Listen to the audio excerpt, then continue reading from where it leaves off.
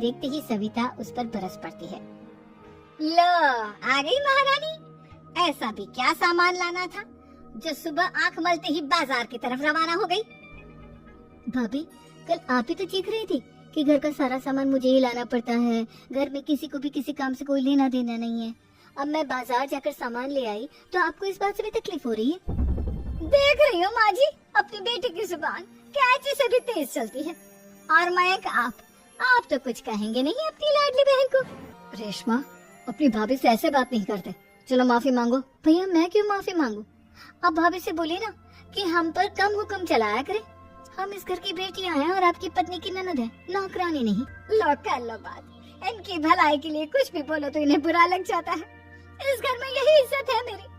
देख लो माँ जी, आपकी बेटी किस लहजे में मुझसे बात कर रही है। सविता वहाँ से चली जाती है।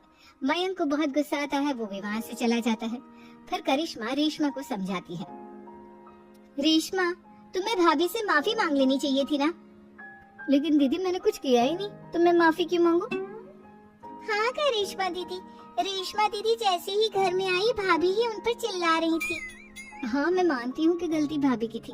मैं तो इसलिए बोल रही हूँ कि भाभी ने माँ को तो पूरी तरह अपने वश में कर लिया है, वो हमारी बात सुनती ही नहीं। मयंक भैया हमारे लिए हमेशा खड़े रहते हैं, इसलिए उनकी बात का मान तो तुम्हें रखना चाहिए था ना। कोई फायदा नहीं दीदी, कुछ दिनों की बात और है, भाभी उन्हें भी हमारे खिलाफ भड़का देंगी, फिर वो भी माँ की तरह हमारी किसी बात का विश्वास नहीं करेंगे।